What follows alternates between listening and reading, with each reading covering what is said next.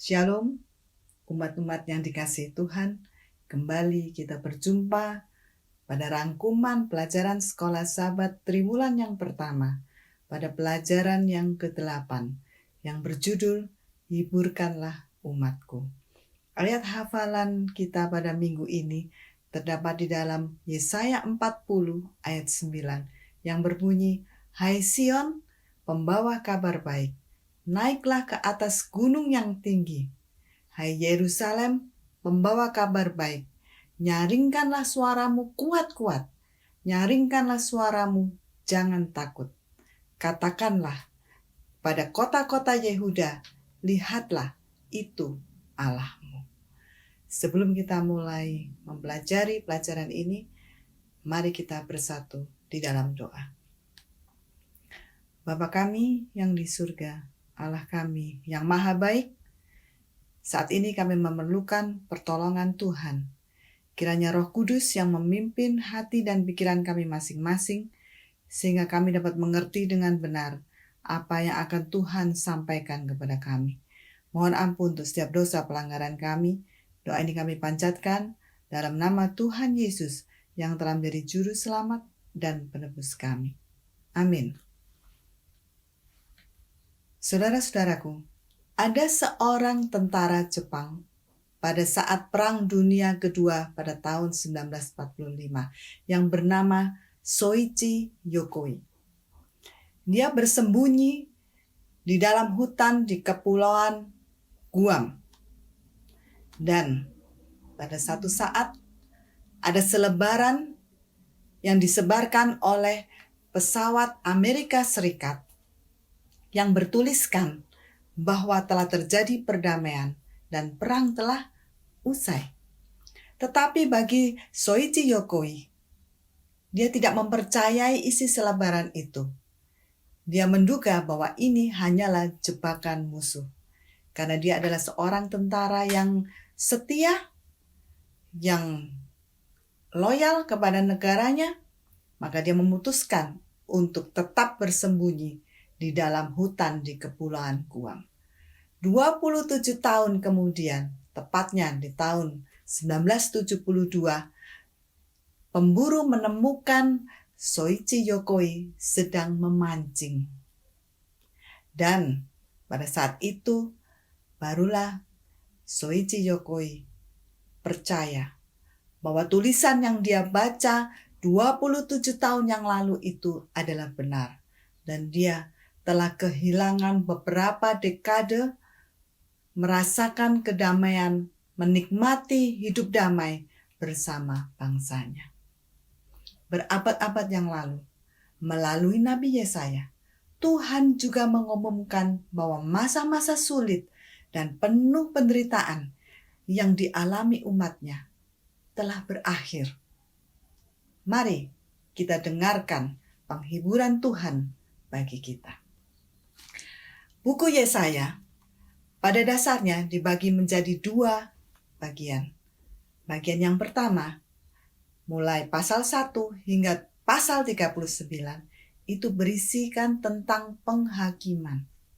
Kemudian bagian yang kedua, mulai pasal 40 hingga selesai, itu berisikan penghiburan. Dan Yesaya pasal 40 yang kita pelajari pada sepanjang minggu ini adalah berisi tentang nubuatan penghiburan bagi bangsa Yehuda pada saat bangsa Yehuda ini nanti akan mengalami masa-masa sulit dalam pembuangan di Babel sebagai tawanan. Kita akan baca di Yesaya 40 ayat 1 dan 2. Hiburkanlah umatku, demikian firman Allahmu. Tenangkanlah hati Yerusalem dan serukanlah kepadanya bahwa perhambaannya sudah berakhir, bahwa kesalahannya telah diampuni, sebab ia telah menerima hukuman dari tangan Tuhan 2 kali lipat karena segala dosanya. Dikatakan di ayat ini bahwa penghakiman mereka telah selesai, telah berakhir. Hukuman apa saja? Tuhan mengizinkan bangsa-bangsa lain mengalahkan Yehuda oleh karena pelanggaran-pelanggaran yang telah dilakukan oleh bangsa pilihannya ini, yaitu telah berpaling dari Tuhan Allah yang benar. Ada bangsa Asyur, Babel, dan bangsa-bangsa lain di sekitar Yehuda yang telah menjalankan hukuman Tuhan terhadap bangsa Yehuda. Dan penghiburan diberikan oleh Tuhan melalui nabinya Yesaya bahwa Allah berjanji kepada umatnya pasti ada akhirnya dari penderitaan mereka. Dan sejarah membuktikan bahwa pada tahun 539 sebelum Masehi, itulah kesudahan Babel yang telah menawan bangsa Yehuda, dan melalui Kores, Raja Persia, dipakai oleh Tuhan untuk membawa bangsa Yehuda kembali ke Yerusalem. Sama seperti terhadap bangsa Yehuda, penghiburan yang sama Tuhan juga berikan kepada kita. Janji Tuhan bagi umatnya yang dalam kesukaran untuk tidak tawar hati dan bingung. Karena Tuhan dapat menggunakan kuasanya yang sangat kreatif untuk menyelamatkan umatnya. Pertanyaannya, bagaimana umat Tuhan dapat menerima penghiburan dari Tuhan? Melalui firman Tuhan yang tetap untuk selama-lamanya dan melalui kehadiran Allah. Inilah penghiburan untuk kita di akhir zaman.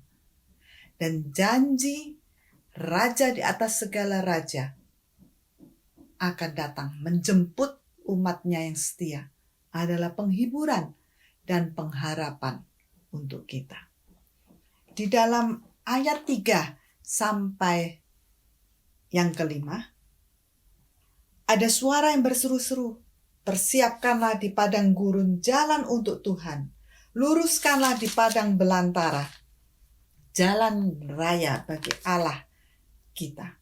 Setiap lembah harus ditutup dan setiap gunung dan bukit diratakan. Tanah yang berbukit-bukit harus menjadi tanah yang rata dan tanah yang berlekuk-lekuk menjadi dataran. Maka kemuliaan Tuhan akan dinyatakan dan seluruh umat manusia akan melihatnya bersama-sama. Sungguh Tuhan sendiri telah mengatakannya."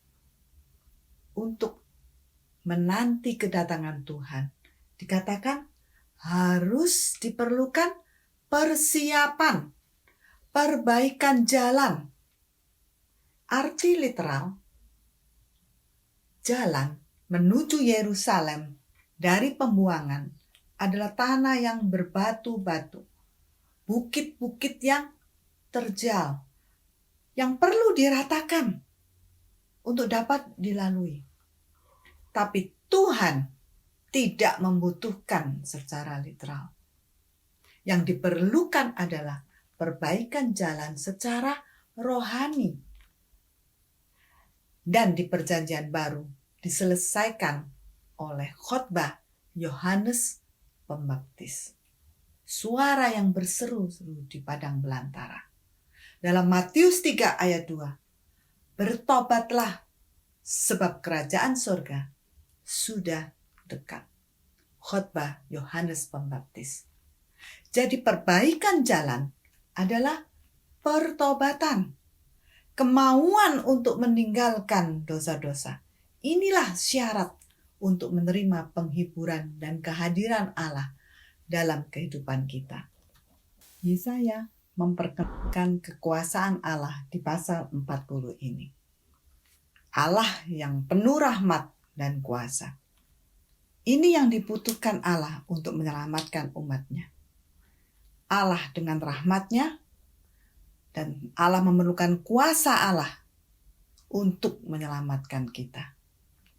Dan di dalam ayat 18 hingga 20, Yesaya memberikan pertanyaan. Kepada siapa engkau akan samakan Allah? Kepada berhala, seperti yang dilakukan oleh bangsa Yehuda. Dan berhala inilah yang menghancurkan hubungan yang unik dan intim dengan Allah. Jenis berhala apa saja yang dimaksudkan? Keluaran 20 ayat 3. Jangan ada padamu Allah lain di hadapanku. Semua yang berfungsi sebagai Allah lain dan menyembahnya merupakan pelanggaran. Saya akan bacakan satu kutipan dari The Bible Commentary halaman 1011 hingga 1012. Banyak orang yang disebut Kristen melayani ilah lain selain Tuhan. Pencipta kita menuntut pengabdian yang tertinggi sebagai bentuk kesetiaan kita. Apapun yang dapat mengurangi kasih kita kepada Tuhan atau yang mengganggu pelayanan kita kepadanya menjadi berhala. Pelajaran minggu ini dapat menjadi pekabaran yang paling meyakinkan dan menenangkan hati. Karena kemuliaan Tuhan telah dinyatakan melalui tindakan, kehebatan, dan pengaruh ilahi di tengah-tengah umatnya. Janji Tuhan untuk bertindak demi umatnya telah terbukti melalui sejarah bangsa Yehuda dan harus kita pahami sebagai kenyataan yang mutlak. Dan kabar baik ini harus kita beritakan kuat-kuat. Serukanlah kepada kota-kota di luar sana. Lihat, itu Allahmu. Manusia kita bagaikan rumput yang menjadi kering dan hilang ditiup angin. Tapi firman Allah yang menjadi manusia kekal selama-lamanya. Semoga janji firman Tuhan ini dapat menjadi satu-satunya pengharapan dan penghiburan bagi kita dalam kesesakan dan menjadikan Allah yang terutama dalam hidup kita tetap setia hingga Maranatha. Mari kita bersatu dalam doa. Bapa kami yang di surga, kembali kami menghampiri tata Tuhan. Terima kasih untuk penghiburan dan janji setia Tuhan yang Tuhan berikan kepada kami. Kiranya dengan firman Tuhan yang kami pelajari dapat menguatkan iman percaya kami tetap setia hingga Maranatha. Ampuni segala dosa pelanggaran kami. Terpujilah nama Tuhan dari kekal hingga kekal. Doa ini kami panjatkan dalam nama Tuhan Yesus yang telah menjadi juru selamat dan penebus kami. Amin. Jangan lupa subscribe, like, dan share. Tuhan memberkati.